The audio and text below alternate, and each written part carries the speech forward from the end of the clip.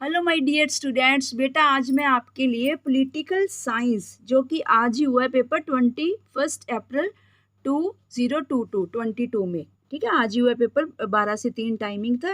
HBSE Haryana board का है। Set सी लेके आए हैं। इसके बाद मैं कोशिश करूंगी सेट डी, फिर ए और बी भी। ठीक है, 4 के 4 only objective type questions part 2। ठीक है जी। और कल को बिजनेस स्टडीज़ का पेपर है 22 अप्रैल को, कॉमर्स वालों का। वो भी कोशिश करेंगे कि उसके भी क्वेश्चंस आपके लिए लाए जाए। ये पॉलिटिकल साइंस का बेटा देखिए। ठीक है, आप अपने टिक कर लेना, मिला लेना। ऑलमोस्ट मतलब 99% सही है बेटा, सभी के सभी आंसर्स। 1% के चांसेस हो सकते हैं कि कोई क्वेश्चन गलत मिले आपको, सिर्फ एक हो सकता है, कोई भी एक बस। अदरवाइज मैंने पूरी उससे ध्यान से करे हैं। ठीक है, सभी आंसर्स टिक। चलिए बच्चे, फर्स्ट देखिए, आप मिलाते जाइए चाहे टिक करते जाइए, जैसे भी आपको कंफर्टेबल लगता है।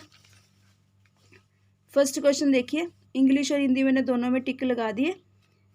हैदराबाद का भारत में विलय हुआ सितंबर 1948 में। सेकंड क्वेश्चन, राज्य पुनर्गठन अधिनियम को कब लागू किया गया था? 1 नवंबर 1956 को। थर्ड क्वेश्चन देखिए जी, भारत का विभाजन कब हुआ? 15 अगस्त 1947 को। फोर्थ क्वेश्चन देखिए, निम्नलिखित में से कौन सा राष्ट्र तत्व निर्माण को प्रभावित नहीं करता है? ये ध्यान रखना। ठीक है, नहीं आ गया तो इसका आंसर है जी राजनीतिक भागीदारी। फिफ्थ, स्वतंत्र भारत का पहला आम चुनाव कब हुआ था? 1952 में। फिफ्थ का ए आंसर है जी। सिक्स्थ का बी आंसर है 1969। कांग्रेस में प्रथम बार फूट कब पड़ी? 1969 में। सातवें का आंसर देखिए जी, योजना आयोग किस तरह की संस्था थी? अति संवैधानिक, एक्स्ट्रा कॉन्स्टिट्यूशनल। डी आंसर है जी सातवें का डी। आठवें का देखिए, आठवें का आंसर है जी सी। भारत में विकास का कौन सा मॉडल अपनाया गया है? मिक्स मॉडल, मिश्रित मॉडल। सी आंसर है आठवें का। नेक्स्ट देखिए बेटा, नाइन्थ का देखिए। नाइन्थ का क्वेश्चन हम रीड करते हैं जी। समाजवाद हमारी समस्याओं का एकमात्र समाधान है, ये शब्द किसने कहे थे? सी आंसर है बच्चे इसका पंडित जवाहरलाल नेहरू ने। 10th देखिए जी, पंचशील का अर्थ है, meaning of Panchsheel is 5 principles, 5 सिद्धांत। बी आंसर है इसका 10th का बी। 11th का डी। 11वें का डी आंसर है अमेरिका, भारत का पड़ोसी देश नहीं है। ठीक है, बाकी तो देखो हमारे बाउंड्री के साथ लगते हैं ना, नेपाल, चीन, पाकिस्तान। तो अमेरिका नहीं है, वो तो बिल्कुल ही आउट ऑफ द वे है ना, लग गया, फॉरेन इंटरनेशनल चला गया। अमेरिका 11वें का है डी। 12th देखिए जी, अब 12th का आंसर देखिए। बाडुंग में अफ्रो एशियाई देशों का सम्मेलन कब हुआ? सन 1955 में। बी आंसर है 12वें का बी।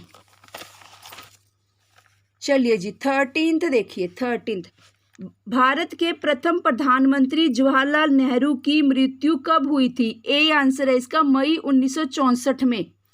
ठीक है जी, इसका आंसर है ए, मई 1964 में। 14th देखिए जी, गरीबी हटाओ का नारा निम्नलिखित में से किस राजनीतिक दल ने दिया? बी कांग्रेस। 14वें का आंसर है जी बी, कांग्रेस ने। 15th का आंसर देखिए। 15th, 5वें आम चुनाव के बाद भारत के प्रधानमंत्री कौन बने थे? श्रीमती इंदिरा गांधी। ए आंसर है 15वें का ए। 16th का देखिए, 25 जून 1975 को की गई आपातकालीन घोषणा के समय देश के राष्ट्रपति कौन थे? यानी कि इमरजेंसी डिक्लेरेशन हुई थी 25 जून 1975 के, तो उस टाइम कौन थे राष्ट्रपति देश के? फखरुद्दीन अली अहमद। फखरुद्दीन अली अहमद। सी आंसर है 16वें का। 17वां देखिए बेटे, अब 17th देखिए।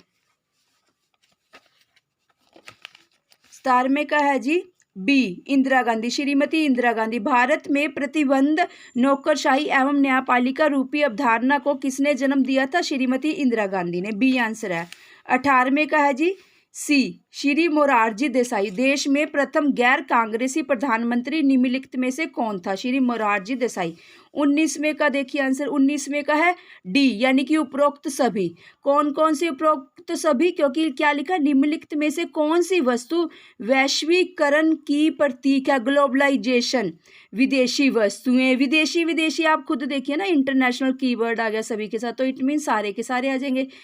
देखो foreign goods, investment to IFD वगैरह हो गया, जैसे ना investment of foreign capital, immigrant people, अप्रवासी लोग, तो उपरोक्त सभी इसका आंसर है। 20 देखिए जी, भारत में वैश्वीकरण को अपनाया गया सन 1991 में। सी आंसर है 20 का सी। चलिए जी, अब ये ध्यान से करना थोड़े से, ठीक है, ये 1 वर्ड 2 वर्ड कीवर्ड वाले आंसर्स आ जाते हैं ना। 21 का देखिए, पार्ट बी का 21वां, DMK and AIADMK are the important regional parties of which state? Tamil Nadu. Tamil Nadu की है, ठीक है, दोनों पार्टीज ये तमिलनाडु के। 22 का देखिए, भाषा के आधार पर हरियाणा राज्य कब, भाषा के आधार पर, ये ध्यान रखना है, कब अस्तित्व में आया? 1 नवंबर 1966 को। 23 का देखिए, झारखंड, छत्तीसगढ़ एवं उत्तराखंड राज्य कब अस्तित्व में आए थे? 2000, सन 2000 में।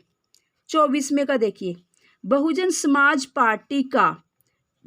समाज पार्टी का चुनाव चिन्ह क्या है? हाथी, एलिफेंट।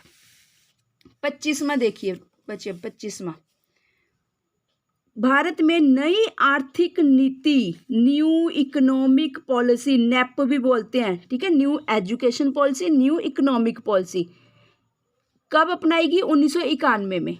26वां, मंडल आयोग की सिफारिशों को किस वर्ष में लागू किया गया था? 7 अगस्त 1990 को। 27, 27वां देखिए, अमेरिका एक देश के रूप में कब अस्तित्व में आया? 4 जुलाई 1776 को, ठीक है जी, 4 जुलाई 1776, 1776 को। 28वां देखिए, अब 28 का आंसर देखिए जी, किस वर्ष में आतंकवादियों ने विश्व व्यापार केंद्र को धराशायी किया? In which year terrorist demolished world trade centre WTC? 11 सितंबर 2001 को। 29 का आंसर देखिए, who is giving challenge to the economic dominance of America? America की आर्थिक वर्चस्वता को कौन चुनौती दे रहा है? भारत, चीन। 30वां देखिए जी, मोस्ट इंपॉर्टेंट, 9/11, 9 मतलब सितंबर 11 की घटना के समय, 2011 की घटना के समय अमेरिका का राष्ट्रपति कौन था? जॉर्ज W बुश, या फिर जॉर्ज वॉकर बुश भी लिख सकते हैं, ठीक है, जॉर्ज W बुश की घटना के समय अमेरिका का राष्ट्रपति था। 30वां, ठीक है जी। अब चलते हैं पार्ट सी की तरफ, ये भी जरा आपने ध्यान से मिलाना है। अगर सपोज ऑफ दैट जैसे 18 सितंबर, अगर 18 सितंबर नहीं भी लिखोगे, 2016 लिख दोगे, तो ये डिपेंड करता है चेक करने वाले के ऊपर। वैसे फुल मार्क्स दे ही देगा बच्चे वो इसके ना, ठीक है, क्योंकि एग्जैक्ट डेट तो कभी स्टूडेंट्स को बहुत कम ही याद होती है ना, ईयर तो चलो फिर भी याद रहता है ना, फुल मार्क्स मिल ही जाएंगे आपको। चलिए जी, पार्ट सी का 31वां देखिए, सार्क का सचिवालय कहाँ पर स्थित है? काठमांडू, नेपाल में, ठीक है जी। सार्क का सचिवालय काठमांडू, नेपाल में स्थित है। 32वां देखिए, वर्तमान में डैश बांग्लादेश की प्रधानमंत्री है? शेख हसीना, फीमेल, ठीक है, शेख हसीना, स्पेलिंग ये आएंगे इंग्लिश में SKEIKH prime minister of Bangladesh. 33वें का देखिए जी, उरी अटैक, उरी हमला 18 सितंबर 2016 को हुआ। 34वां देखिए, नेपाल में सन 2006 में लोकतंत्र की स्थापना हुई। 35वां, वर्तमान समय में संयुक्त राष्ट्र संघ के कुल 193 आने बच्चे 193 आने, ध्यान रखना, ठीक है, अभी एट प्रेजेंट 193 है सदस्य है UNO के, प्रेजेंटली पूछा ना उन्होंने। 36वां देखिए जी, 36, संयुक्त राष्ट्र संघ का मुख्यालय न्यूयॉर्क में स्थित है। Headquarters of UNO is situated in New York. 37वें का आंसर देखिए जी, 37th का, UNO was established in which year? संयुक्त राष्ट्र संघ की स्थापना 24 अक्टूबर 1945 को हुई थी। 38 देखिए 38वां, तकनीकी विकास डैश का मुख्य आधार है। बच्चे बस इसका आंसर ना टेक्निकल कीवर्ड से रिलेटेड भरना था, चाहे टेक्निकल स्किल भर दो, चाहे टेक्नोलॉजी भर दो, ठीक है, चाहे आईसीटी भर दो, बस टेक्निक से रिलेटेड भरना था। इसका जो कीवर्ड है तकनीकी कौशल या टेक्निकल स्किल या प्रौद्योगिकी या आईटी या फिर ICT, information communication and technology, वो भर दो। चलिए 39 का देखिए, वैश्वीकरण एक डैश अवधारणा है जिसके राजनीतिक, आर्थिक व सांस्कृतिक आयाम है। बेसिक, ठीक है, मूलभूत या बेसिक अवधारणा है।